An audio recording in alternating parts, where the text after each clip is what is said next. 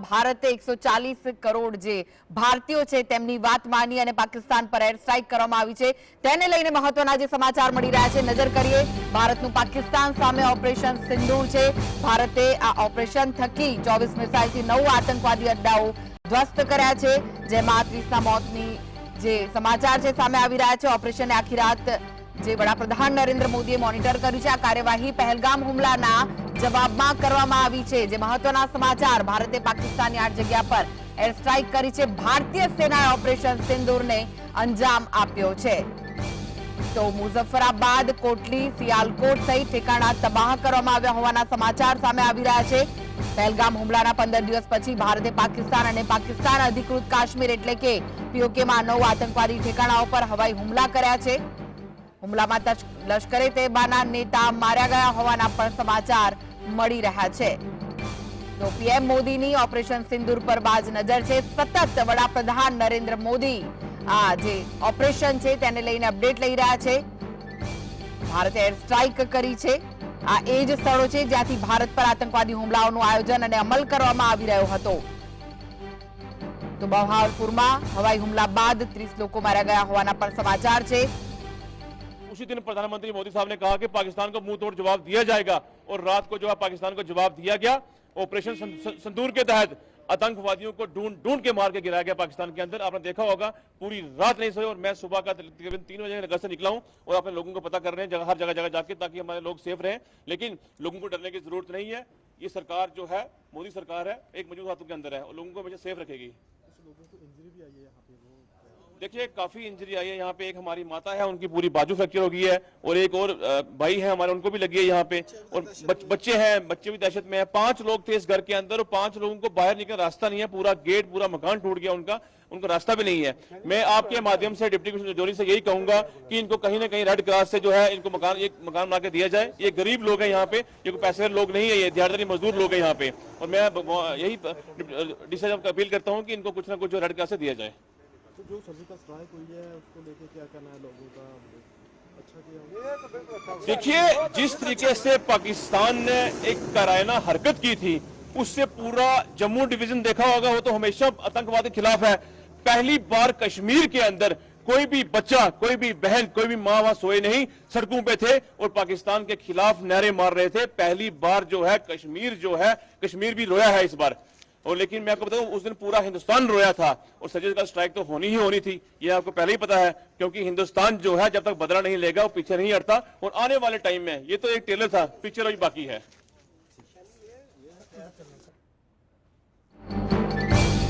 ભારતીય સેનાએ કોટલી બહાવલપુર મુઝફ્ફરાબાદ પર મિસાઇલથી હુમલો કર્યો છે ભારતની એર સ્ટ્રાઇક બાદ પાકિસ્તાને સરહદ પર સીઝફાયરનું ઉલ્લંઘન કર્યું છે જેનો બીએસએફ જડબાતોડ જવાબ આપી રહી છે તો વડાપ્રધાન મોદી વરિષ્ઠ અધિકારીઓ સાથે સતત ઓપરેશન સિંદૂર પર નજર રાખી રહ્યા છે એર સ્ટ્રાઇક બાદ જે સમાચાર સામે આવી રહ્યા છે આપ જોઈ રહ્યા છો દ્રશ્યોમાં પણ ભારતીય સેનાએ ઓપરેશન સિંદૂર હેઠળ પાકિસ્તાન તથા પીઓકેમાં એર સ્ટ્રાઇક કરી છે જે માહિતી મળી રહી છે વાયુસેનાએ રાતના 1:30 વાગે પાકિસ્તાનમાં ઘૂસીને આતંકવાદીઓના ઠેકાણા પર હુમલો કર્યો છે ભારતીય સેનાએ કુલ 9 ઠેકાણા પર એર સ્ટ્રાઇક કરી છે भारतीय सेनाए पुष्टि करी है कि पाकिस्तानी सैन्य सुविधा पर नहीं परंतु आतंकवादियों ठेकाणा पर सफल एयर स्ट्राइक करवामां आवी छे एयर स्ट्राइक बाद भारतीय सेनाए ट्वीट करीने जानकारी आपता कह्युं छे कि न्याय थयो जय हिंद અને આ સાથે જ હુમલામાં જૈશે મોહમ્મદના નેતા માર્યા ગયા હોવાના પણ સમાચાર છે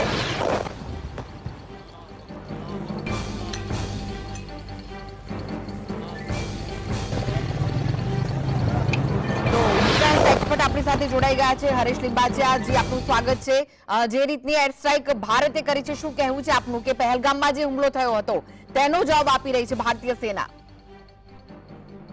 હા આ તો નક્કી હતું ખાલી ટાઈમ અને જગ્યા એ આપણે ગુપ્ત રાખવાના હતા બાકી હુમલો થશે એ વાતની તો લેશ માત્ર શંકા નહોતી અને આ જે થયું છે અત્યારે તો જૈશે મોહમ્મદના જે લોન્ચિંગ પેડ્સ છે ત્યાં ગાડી ખાસ કરીને બહાવલપુર એટલે આ પાકિસ્તાનમાં રહેલા પંજાબ પર જે હુમલો થયો છે આતંકવાદી લોન્ચ પેડ ઉપર અને ટ્રેનિંગ એરિયા ઉપર આ એક મહત્વની વાત છે. ત્યારબાદ મુઝફ્ફરાબાદ, મીરપુર, કોટલી અને સિયાલકોટ આ બધા લોન્ચ પેડ હતા અને છે. અને ત્યાંથી અમુક આતંકવાદીઓને ખસેડી લેવામાં આવ્યા હતા એવા સમાચાર છે, પણ તોય ખાસી માત્રામાં ત્યાં આતંકવાદીઓની હાજર રહેવાની બાતમી પાક્કી રીતે મળી હતી, જેથી ભારતે આ વળતો જવાબ આપ્યો નથી. એમ નહીં કહું કે આપ્યો છે, આ આપવાનું શરૂ કર્યું છે. અને હું ભારતીય સૈન્યને અને આપણી સરકારને ખૂબ ખૂબ આભાર માનતો એટલું કહીશ કે આ વખતે આર કે પાર થવું જોઈએ એવી મારી વિનંતી. Over to you. રક્ષા મંત્રીએ કહ્યું હતું કે જડબાતોડ જવાબ આપવામાં આવશે. સાથે જ વડાપ્રધાને પણ એવું કહ્યું હતું કે પાકિસ્તાનીઓએ વિચાર્યું પણ નહીં હોય તે રીતનો જવાબ આપવામાં આવશે. તેને લઈને શું કહેવું છે?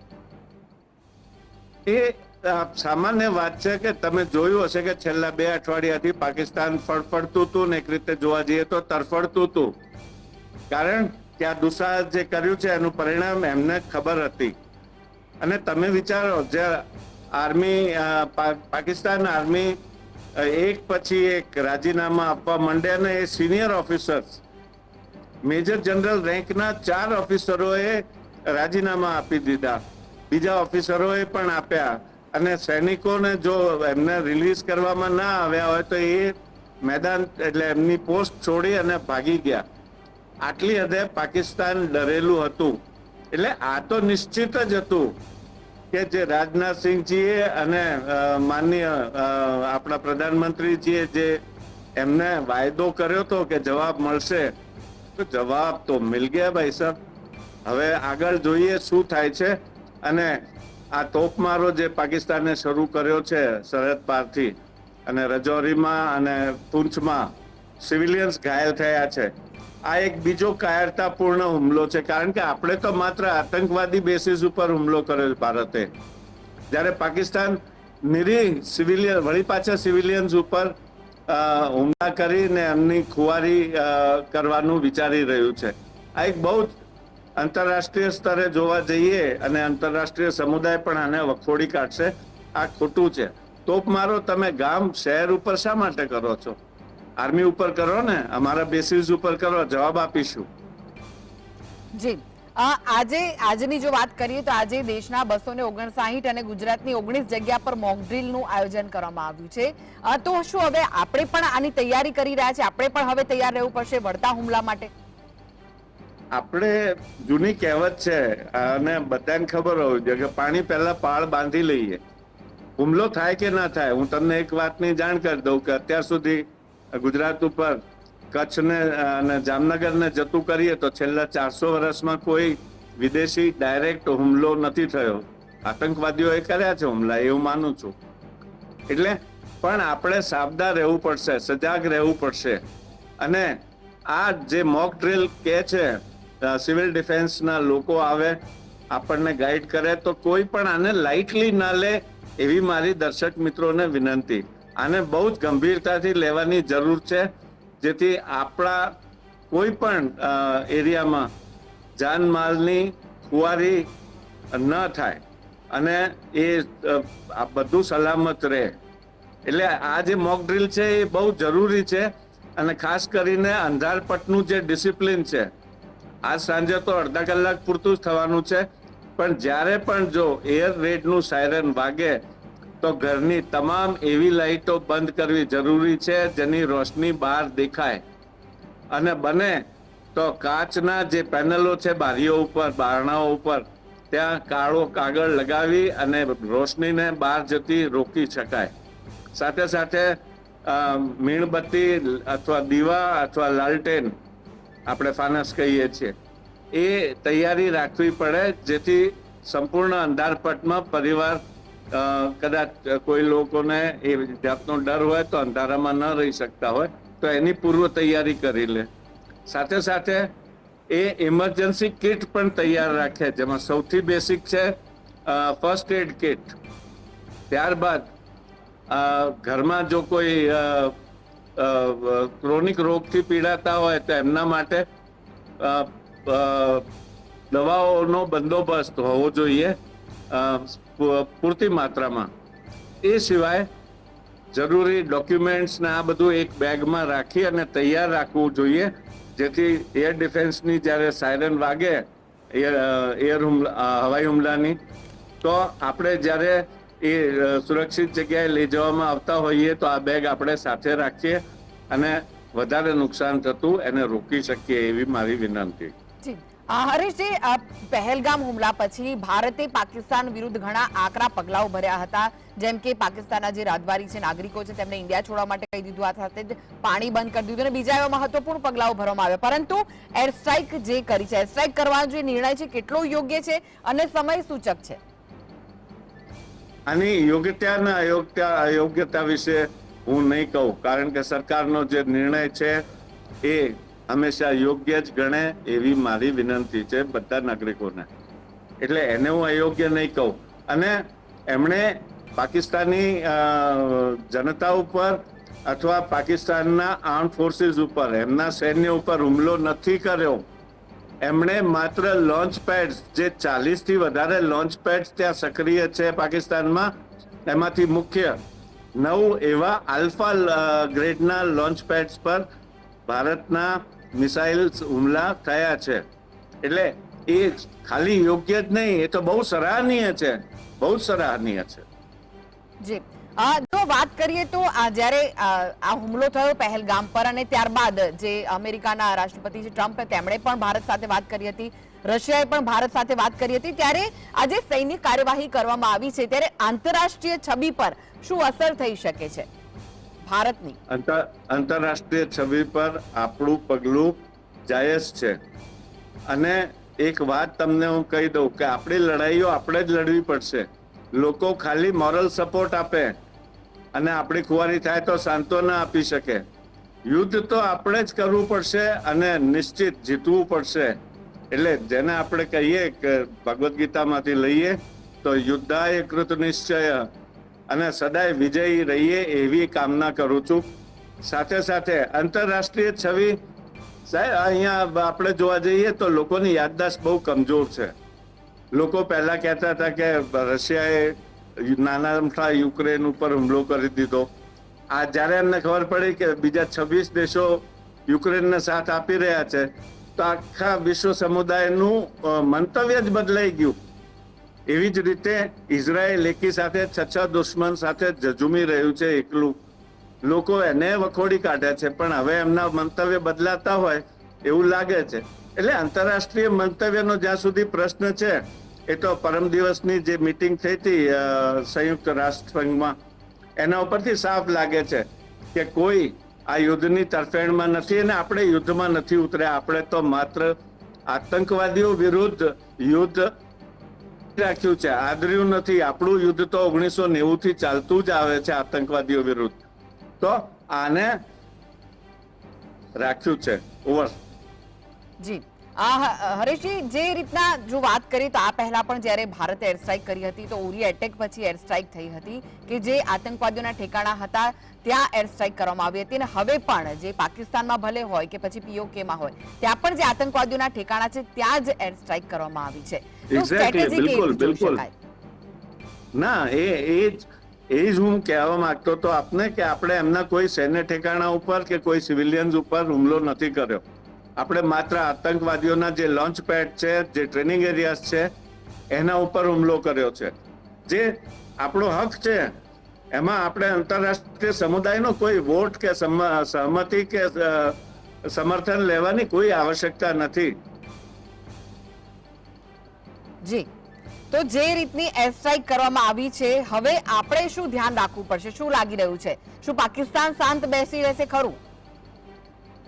તમે પાકિસ્તાનની સ્થિતિ જુઓ ને, એની પાસે જો દારૂગોળો અને પૂરતી સાધન સામગ્રી હોય, કરે છે લોકો, ભલે ત્યાં ખાવાના ફાફા હોય, પણ એ લોકોની વાતો તો ઘણી મોટી છે.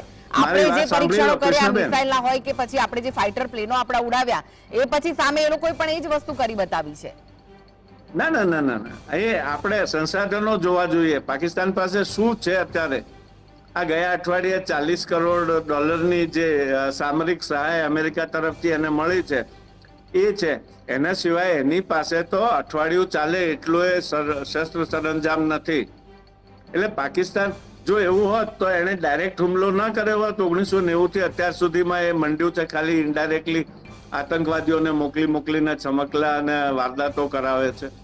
એટલે પાકિસ્તાનની કેટલી કફોડી સ્થિતિ છે એ મારે અહીંયા કહીને દર્શક મિત્રોનો સમય નથી વેડફવો. ચોખ્ખો હિસાબ છે.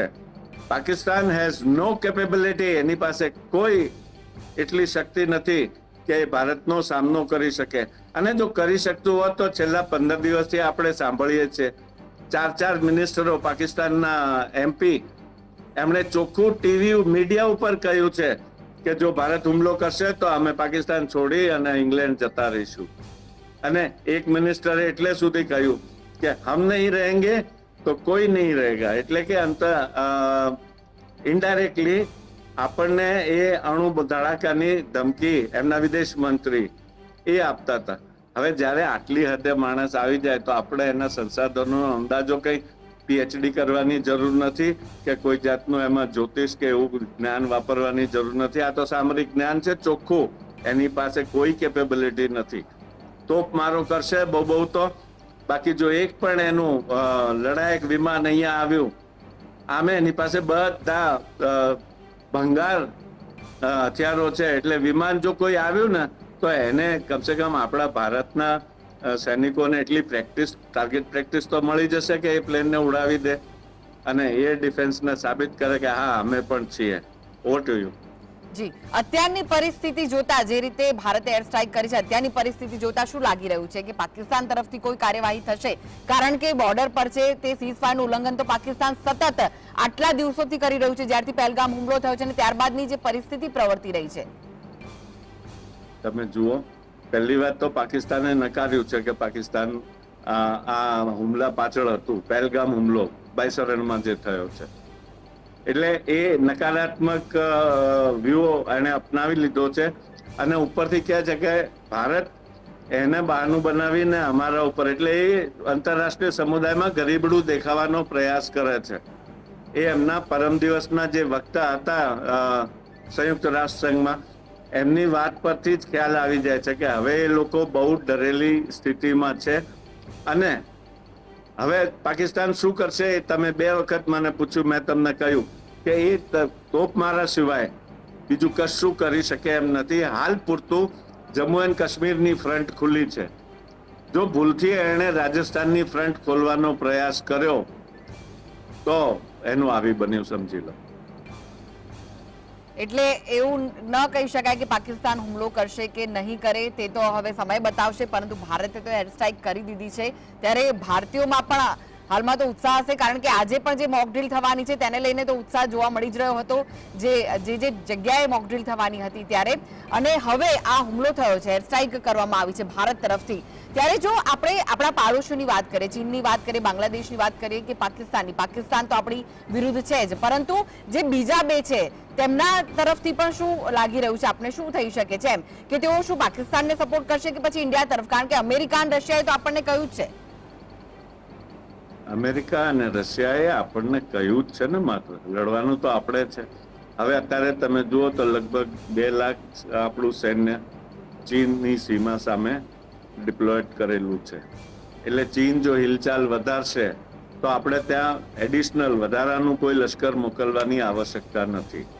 બાંગ્લાદેશ દુસ્સાહસ નહીં કરે, બિલકુલ નહીં કરે. એટલે આપણે તો ખાલી આ જો પાકિસ્તાન છે એને સાચવવાનું રહ્યું. હવે આપણી સ્થિતિ જુઓ ભારતની. આપણે જો આખું પાકિસ્તાન સર કરી લઈએ તો એ 20 કરોડ લોકો આપણા પનારે પડે ભૂખ્યા. એમને ખવડાવવું પડે. એ શું કહેવાય, માનવતાની રૂએ જોવા જઈએ તો. એટલે આ તો લિમિટેડ ઓફેન્સિવ કરી અને માત્ર આતંકવાદીના અડ્ડાઓ, જે લશ્કરે તૈયબા, જૈશે મોહમ્મદ અને એમના લીડર્સને ઠાર મારવાનો આપણો ઈરાદો હોવો જોઈએ એવું મારું માનવું છે. હું સરકારને નથી કહેતો કે એમની પોલિસી બદલે. એમણે તો જે નિર્ણય લઈને બેઠા છે એ યોગ્ય જ કરશે એનો મને વિશ્વાસ છે. જી, આપ એક ડિફેન્સ એક્સપર્ટ છો. હવે નેક્સ્ટ શું લાગી રહ્યું છે કે ભારત શું કરી શકે છે હવે નેક્સ્ટ? ભારત આ શરૂઆત થઈ છે. એ આ હુમલા આતંકવાદની જેમ જેમ ખબર મળશે કે આતંકવાદીઓ શિફ્ટ થયા છે, અત્યારે તમે લેટેસ્ટ સમાચાર મુજબ જોવા જઈએ તો ભાવલપુરની હોસ્પિટલમાં જેટલા લોકો આવ્યા છે એમાંનો કોઈ સામાન્ય સિવિલિયન લાગતો નથી અથવા કોઈ ફોજી લાગતો નથી. લાંબા વાળ વધારેલા છે એમણે, એમના પહેરવેશ, અને સૌથી મોટી વાત કે બધા પુરુષો છે. તાજુબ કહેવાય, જો સિવિલિયન્સ પર હુમલો થયો હોય તો બાળકોને સ્ત્રીઓ પણ હોય ને. એટલે આ સાબિત કરે છે કે આપણે અત્યારે સટીક નિશાન ઉપર પોતાના મિસાઇલ્સ મોકલ્યા છે અને એ હુમલો અત્યંત સફળ રહ્યો છે. અને વળી પાછી પ્લાન કરી અને પાકિસ્તાનને થોડો પરસેવો વળવા દઈએ અને બીજો અટેક, ત્રીજો અટેક, જે યોગ્ય લાગે જ્યાં સુધી આ લોન્ચ પેડ સદંતર સમાપ્ત ન થાય. કારણ કે આતંકવાદને સદંતર રીતે આપણે સમાપ્ત ન કરી શકીએ, પણ એમના અડ્ડાઓ ને લોન્ચ પેડ ને ટ્રેનિંગ એરિયા આ તો ઉડાવી શકીએ ને. એટલે અત્યારે એ શરૂ કરી દીધું છે ભારતે. અને મને તો એવું લાગે છે કે આ સરહદી વિસ્તારમાં જેટલા આવા અડ્ડાઓ છે, 40 થી વધારે છે, એ બધા ઉપર હુમલો થાય અને એમને નેસ્ત નાબૂદ કરી દે. એ જગ્યાઓ એમના માટે સાવ આમ યાદ બની જાય અને એકદમ એવી યાદ કે દુસ્વપ્ન તરીકે પાકિસ્તાન હંમેશા યાદ કરે. જી, આવા જે હુમલા થતા હોય છે તેની પાછળ ઇન્ટેલિજન્સની માહિતી કેટલી વિશ્વસનીય હોય છે અને શું તેમાં કોઈ ભૂલો થવાની શક્યતાઓ રહેલી હોય છે? મારે આ સબ્જેક્ટ નહોતો ખોલો. આમાં ઇન્ટેલિજન્સ 3 પ્રકારનું હોય છે. એક તો સામાન્ય રીતે જે રેડિયો, ટેલિફોની અને સોશિયલ મીડિયા ઉપર જે ચાલતું હોય એને આપ કેચ કરી શકો છો. બીજું ફિઝિકલી જે જાસૂસી એજન્ટો વિવિધ જગ્યાએથી માહિતી મેળવતા હોય એ. અને ત્રીજું અને સૌથી મહત્વનું, જે આપણે બહુ પહેલ કરી દીધી હતી, એ છે અંતરિક્ષમાંથી રખાતી પાકિસ્તાન અને દુશ્મનો ઉપર નજર આપણી સેટેલાઇટ્સ દ્વારા. 40 થી વધારે સેટેલાઇટ્સ ફક્ત આ કામ કરી રહી છે. એમાંની મોટાભાગની જીઓ સ્ટેશનરી પણ છે અને રિયલ ટાઈમ ઇન્ફોર્મેશન આપે છે કે જરાક અમથું જો મૂવમેન્ટ થાય તો આપણી સેટેલાઇટ્સ પાસે એટલી કેપેબિલિટી છે કે એક ટ્રક જતી હોય તો એનો રજીસ્ટ્રેશન નંબર એ સેટેલાઇટ વાંચી અને રિયલ ટાઈમ, એમ નહીં કે આજે એને વાંચ્યું તો કાલે આપણા સૈનિકોને ખબર પડશે. એ જ વખતે 5 મિનિટની અંદર એરફોર્સ, આર્મી અને નેવી દરેકને આ રિયલ ટાઈમ ઇન્ફોર્મેશન પહોંચી જશે. એટલે ઇન્ટેલિજન્સનું આમાં બહુ જ મહત્વ છે, બહુ જ મહત્વ છે. ઇન્ટેલિજન્સ સિવાય તો ચાણક્યએ પણ કહ્યું હતું, મુદ્રા રાક્ષસ વાંચો એમની. ઇન્ટેલિજન્સ વગર તો કોઈ પણ સૈન્ય, કોઈ પણ રાજા કે કોઈ પણ દેશ એક ડગલું પણ આગળ ના વધી શકે. Over to you. જી, આભાર. જીએસટીવી